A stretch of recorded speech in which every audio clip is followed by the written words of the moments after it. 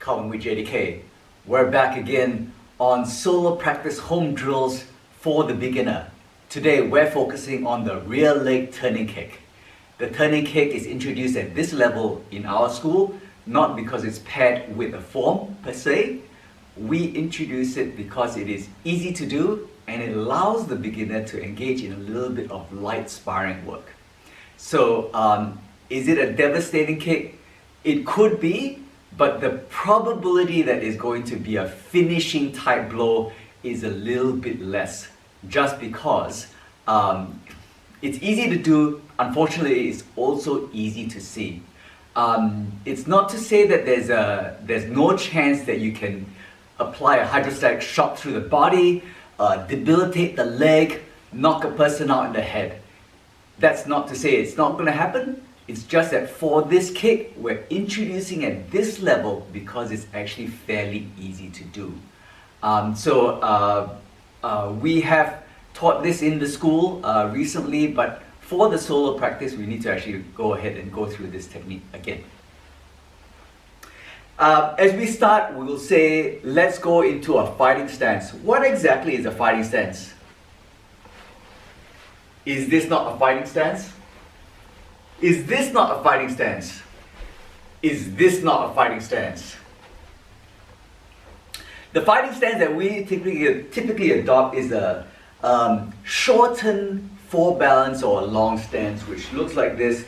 50% of that maybe, and with slightly bent knees, and the weight is right in the middle.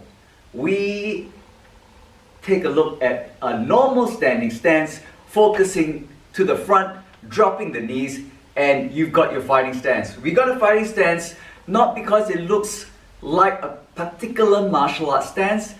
It's because we are able to move very easily through it.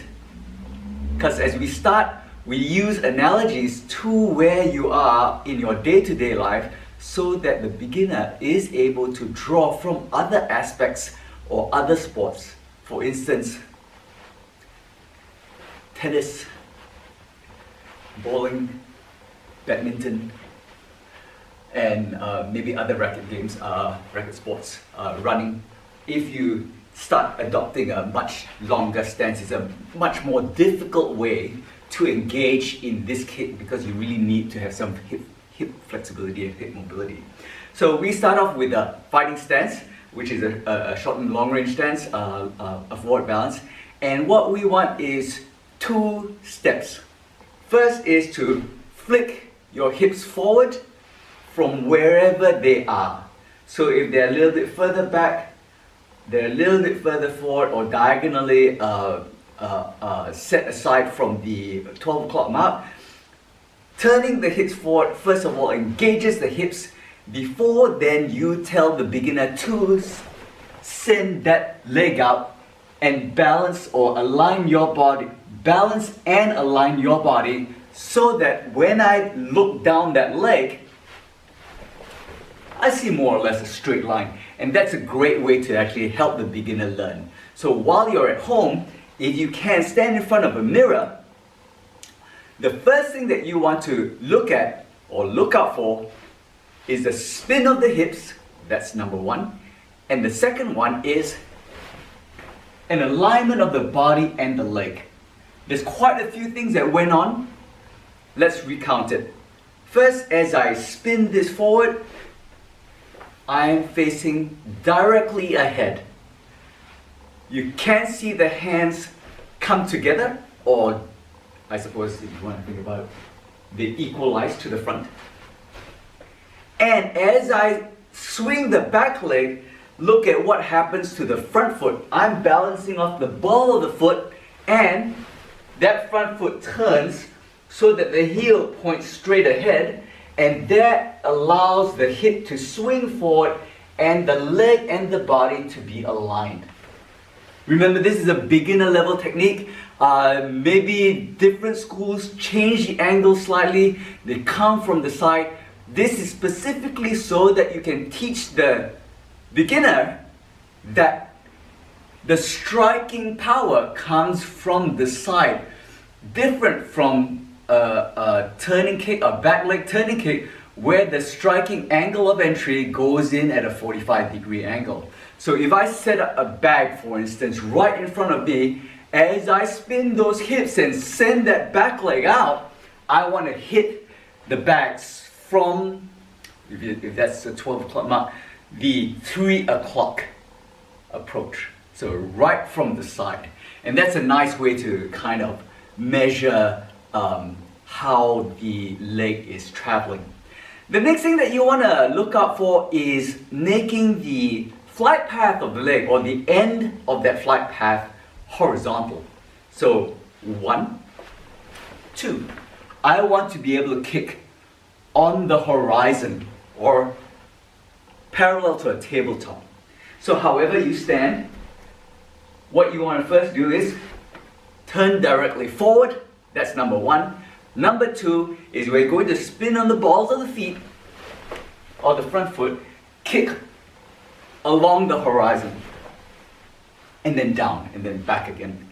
Breathing out, 1, and then a fighting stance going forward.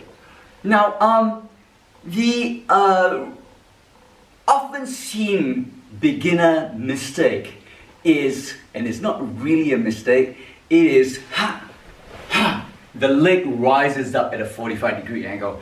There's no problem with that. However, whilst you're learning, and whilst I'm here asking for it, if I ask for a horizontal move, please be able to deliver it.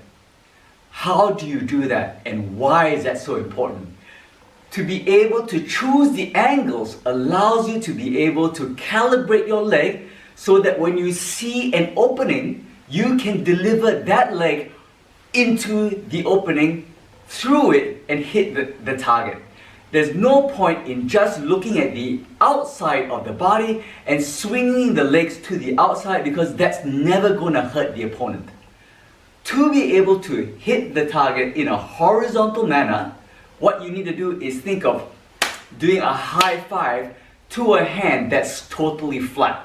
So I'm using the top of my foot, 1, and I'm thinking of a hand right here. And if you ask your sibling or your mom or your dad or a friend to hold your hand flat here, you're going to slap that hand with the back of your foot and then pop it back to your backside, then drop. The slapping onto the hand allows you to then look at the top of the foot and the hand, the open hand, and bring it together in this clapping manner. Without that clapping manner, if you go upwards, you can definitely see that it's not right. Your hand will probably be turned this way and clapping. So you want whoever you're working with to make sure that the hand is turned so that you deliver that slap onto the hand in a flat manner before then dropping back here and coming back again to a fighting stance. We don't want to do this. 1, 2, 3, and then be in this pose.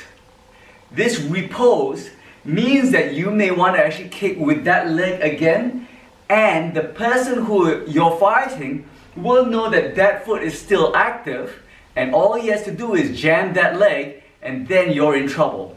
What you want to do is you want to be able to think, make the opponent think that I'm going to pop you with my lead jab, with my backhand, rather than preference a lighter front foot pivoting off of the back, and think that, hey, I can flick another long range kick. That's when the opponent is going to get close, cross the distance, and shut you down. Right? Ready? 1, spin the hips. 2, horizontal, slap the hand down and back into a fighting stance.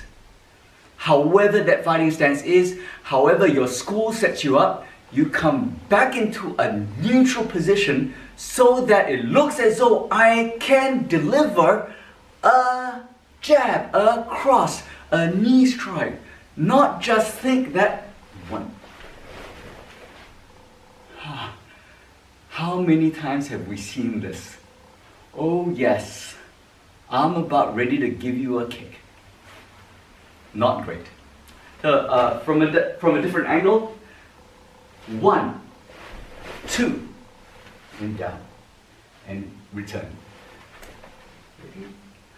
1, 2, and down. Make sure you spin on the balls of the front foot.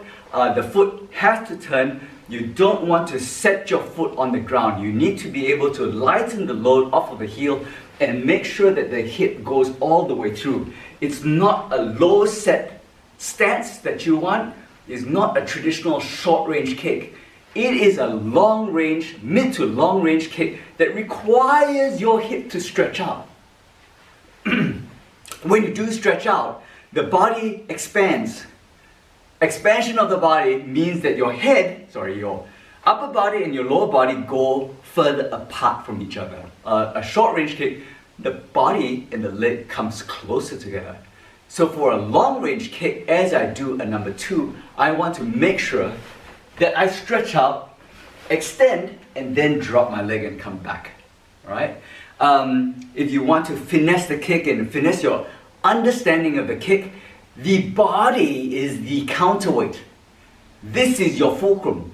The counterweight transmits the weight through the fulcrum and into the leg. So eventually when you start learning this kick for real, the impact area, which is the top of the foot into the exposed palm, is probably not how you want to deliver this kick at all. In fact, you may want to bypass the top of the leg so that you don't break the bones of your foot, and deliver it with the ball of your foot and you probably choose this, a long range roundhouse kick rather than a turning kick. The turning kick specifically is for the middle part of the body, the middle gate or the lower part of the body. And it's a good kick, but it's not done like how you think a long range roundhouse kick should be. It will impact the body flat.